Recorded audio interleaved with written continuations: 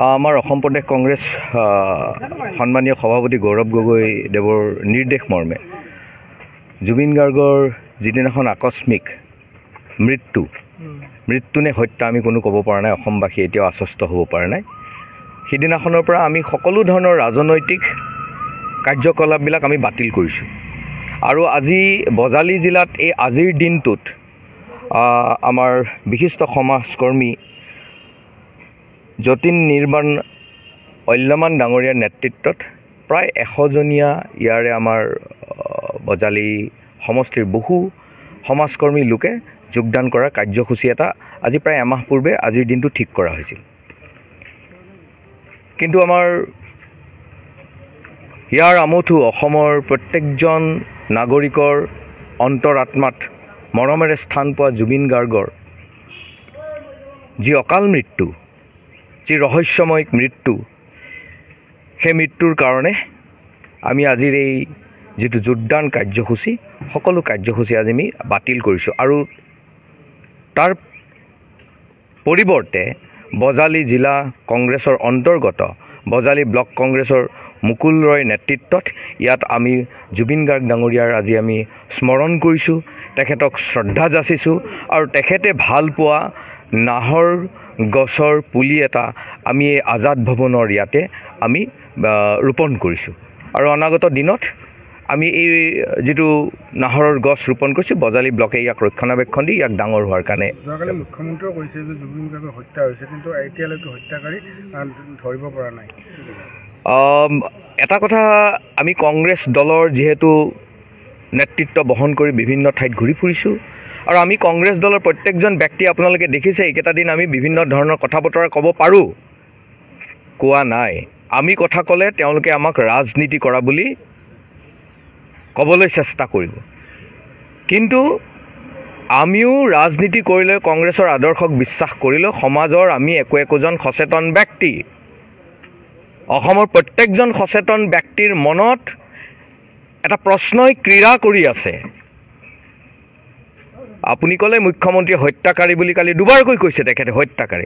যদি হত্যাকাৰী অসমৰ ৰাইজৰ প্ৰশ্ন, অসমৰ প্ৰত্যেকজন জাতি জনগোষ্ঠীৰ প্ৰশ্ন, আকাশ বতাহ সকলো ইয়াতে থকা সকলোৰে প্ৰশ্ন যে জুবিন গাৰ্গৰ যদি হত্যা হৈছে, তেনেহ'লে সেই হত্যাকাৰী মুকলি আকাশৰ তলত কেনেধৰণে ঘূৰি ফুৰিছে, আৰু সেই হত্যাকাৰীক পূজাৰ বন্ধ বুলি মুখ্যমন্ত্ৰীয়ে কি ছুটি দিছে?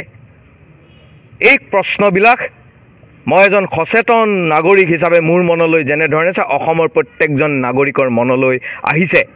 হত্যাকাৰী যদি মুখ্যমন্ত্ৰীয়ে গম পাইছে, তেনে হত্যাকাৰীক উচিত শাস্তি দিয়ক, অসমৰ ৰাইজে বিচাৰিছে।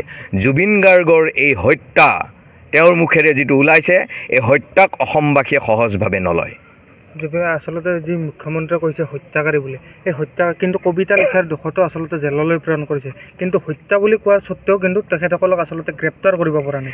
অসমখন এতিয়া এওঁলোকৰ দিনত, আকৌ কৈছোঁ, ৰাজনীতি কৰা বুলি ক'ব। মই এজন সচেতন ব্যক্তি হিচাপে বাৰে বাৰে আপোনালোকে প্ৰশ্ন সুধিছে, কৈছোঁ, কোনোবাই দেশখনক ভাল পায়, এটা যদি কবিতা লিখিলে জেলৰ কোঠৰীত এইখন চৰকাৰে বন্ধ কৰি দিব পাৰে। মুখ্যমন্ত্ৰীয়ে কোৱাৰ ধৰণে হত্যাকাৰী কেনেধৰণে মুকলি আকাশৰ তলত থাকে, এই অসমৰ প্ৰতিজন নাগৰিকৰ প্ৰশ্ন। আৰু জুবিন গাৰ্গৰ যি প্ৰত্যেকটো দিনে ন তথ্য উদ্ঘাটন হৈ আছে, এজন সহজ সৰল জুবিন, এই সহজ সৰল জুবিনক কেনেদৰে লৈ গ'ল অসমৰ ৰাইজে দেখি আছে। আৰু এই কথাবিলাক যাতে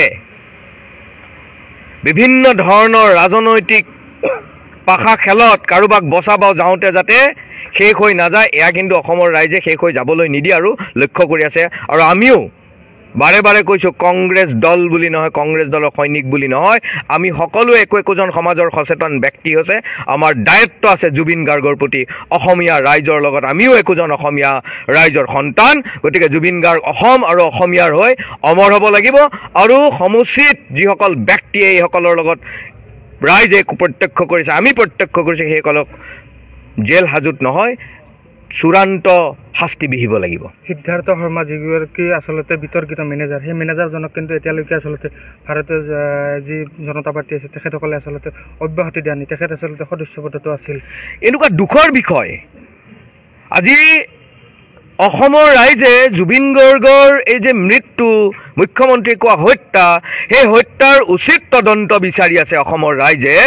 আৰু উচিত তদন্ত বিচাৰ কৰিব যোৱা, গণতান্ত্ৰিকভাৱে আন্দোলন কৰিব যোৱা ব্যক্তিসকলক এওঁলোকে মাৰপিট কৰিছে, জেল হাজোতত দিছে। অসমৰ ৰাইজে কি এই হত্যাকাৰীৰ বিৰুদ্ধে গণতান্ত্ৰিক আন্দোলন কৰিব নোৱাৰে? আৰু তোমালোকৰ মৰমৰ এই জুবিন গাৰ্গৰ যিজন সিদ্ধাৰ্থ শৰ্মা, আমি শুনিবলৈ পাইছোঁ, বুজিবলৈ পাইছোঁ, দেখিবলৈ পাইছোঁ, তেওঁ বোলে যুৱ মৰ্চাৰ এজন, ভাৰতীয় জনতা পাৰ্টীৰ যুৱ মৰ্চাৰ এজন সক্ৰিয় সদস্য। মানে এয়া নেকি ভাৰতীয় জাতীয় এই যুৱ মৰ্চাৰ সক্ৰিয় সদস্যৰ কাৰণে তেওঁক পূজাৰ বন্ধ দিছে, আৰাম কৰিব দিছে? এইবোৰ কথা হ'ব নোৱাৰে। অসমৰ ৰাইজে লক্ষ্য কৰি আছে। জুবিন গাৰ্গ ডাঙৰীয়া, আমি বি বৰুৱা কলেজত সমসাময়িক আছিলোঁ। এজন নিস্বাৰ্থ ব্যক্তি, প্ৰত্যেকজন অসমীয়াৰ মৰমৰ, যিজনে কৈছিলে যাৰ কোনো জাতি নাই, যাৰ কোনো ভাষা নাই, যাৰ কোনো ধৰ্ম নাই, তেওঁ সকলোৰে মৰমৰ আছিলে, এজন সঁচা অসমীয়া। গতিকে আমি আজি তেখেতক এই বজালী জিলাৰ ব্লক কংগ্ৰেছত সকলো আমাৰ কংগ্ৰেছৰ কাৰ্যসূচী বাতিল কৰি তেখেতক শ্ৰদ্ধা যাচিছোঁ।